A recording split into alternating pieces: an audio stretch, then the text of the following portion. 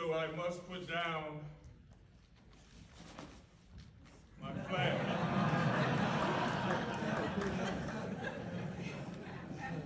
You see, I don't really understand why the people of God are not Saints fans.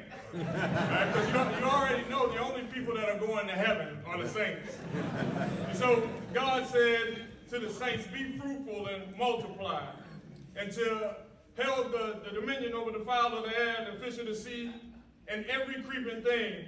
And he said, if my people who are called by my name would just pray. So we like to pray today.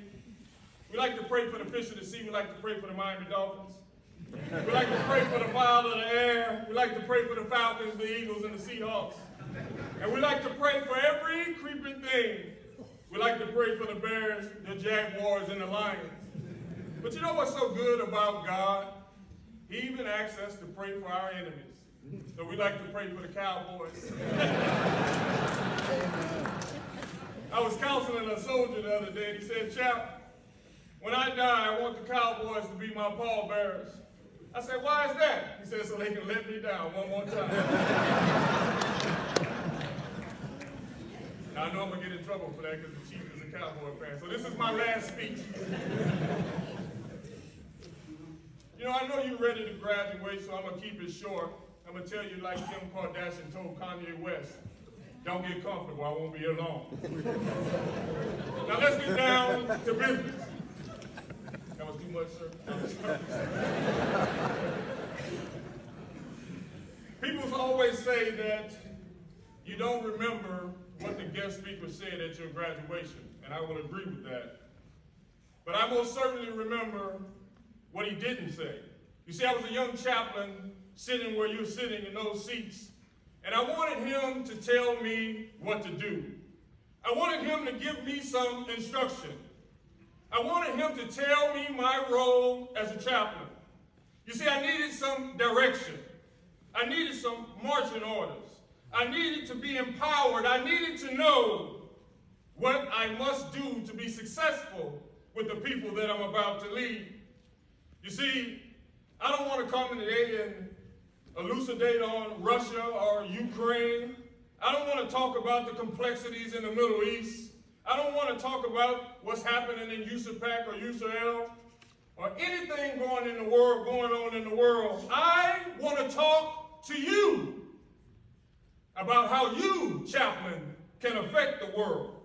You see, I want to give you some inspiration and instruction that will be instrumental in your mission. I want to give you some marching orders. I want to give you a mission statement. I want to give you something to transcend your environment. I want to give you an operational overview of my expectations for you as a chaplain. I want to empower you to take on a world that sometimes dismisses you, that tells you to take your little religion and go sit in the proverbial corner. Take your faith and go play in your frivolity. You see, when we need a prayer, chaplain, we'll call you. We're going to talk today. So my subject today is, your leadership is a sermon. Be careful how you preach it, chaplain. Now I'm going to say that again for the people in the back who didn't hear me. My subject today is, your leadership is a sermon. Be careful how you preach it, chaplain. You see, chaplain, you are a leader that has been called by God. Chaplain, you are the foundation of the unit. You are the morale of the unit. You are the integrity of the unit. You are the 550 cord that holds the unit together. Chaplain, you have the power to bring a different type of energy, a different type of expertise, a different type of experience to educate, elucidate, and electrify a unit. Chaplain, you are the eyes of the commander. You are the sounding board to the staff. And you are the soul of the soldier. You see, a mere placement of a simple Milky Way candy bar to your commander who hasn't eaten all day presents opportunities for prayers. Chaplain. A mere pat on the back of an XO who has been up for 12 consecutive hours managing the staff and pushing out op orders changes his attitude when the chaplain is present. Chaplain, you are the hope of the soldiers who have no hope. You are the window to those who feel boxed in. You are a friend to the soldiers who have no friends. Chaplain, you are the advisor to the leadership. When there's chaos, you bring calm to the room. You are there when the Red Cross messages come in. You stand shoulder to shoulder with the casualty assistance officer when a service member dies. They lay in your arms although they're confused and angry and mad at God. Chaplain, you give last rites to soldiers. Provide memorial services.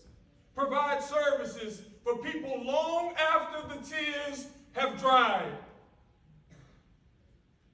Chaplain, you can walk into any commander's office, any sergeant major's office, any office in the Army with no appointment because you represent God. Chaplain, you can walk into any field problem, CPX, PT test, PX, or a hornet's nest. If you have good credibility with the soldiers, your mere energy changes the geography in the room. Chaplain, you have to harness your power to be a beacon of light for the soldiers. You have to be the sun, the moon, and the stars, and the doorway to God that brings comfort to them in their grief, in their sadness, in their emptiness, and in their loneliness. Chaplain, you have been given the duality of your religion and your rank with regulatory guidance to give soldiers the realization of revelation. Chaplain, you have been entrusted to be in charge of human beings, to nurture, to care for, to uplift, to be a soft landing place for them in their most fragile times. In their times of immorality, decadence, dehumanization, moral injury, they come to you for guidance, for your prayers, for God's forgiveness. What a responsibility that is. To whom much is given, much is required. But chaplain, listen to me carefully now. But the sad reality is, many of us have given away our power. We shrink in our responsibility. We cower in our commitment because we're not sure of our own identity. We are not firm in our own integrity of our calling.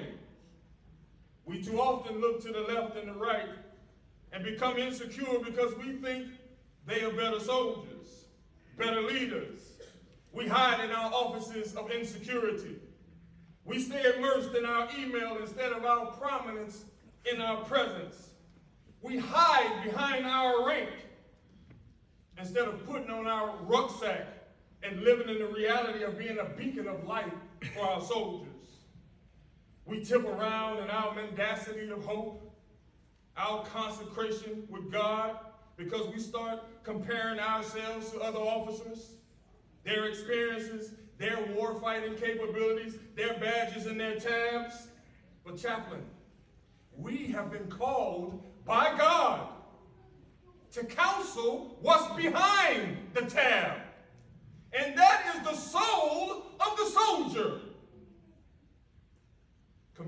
Comparison is the thief of joy. You need not compare yourself. You need to become yourself.